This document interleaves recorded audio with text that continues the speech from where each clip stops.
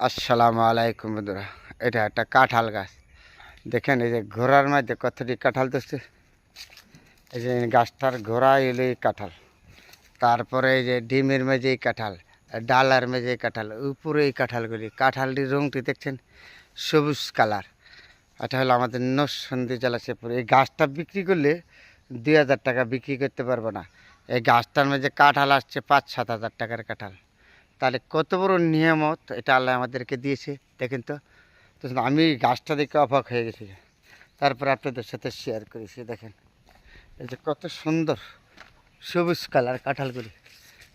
এই যে গাছটা পেলাম না, গাছটা হচ্ছে 1500-2,000 টাকা দেবে না, কিন্তু গাছটার মধ্যে যে কাঁঠাল আগাতে গোড়া পর্যন্ত ধরা, কত বড় নেহামত আমাদের আমাদের এই যে আল্লাহ পাক দিয়েছে। তাহলে আমরা এগুলি আল্লাহর নেহামত আমরা ভুলে যাই, তার কারণে আমাদের দুঃখ দুর্দশা সবসময় বেশি লেগে থাকে।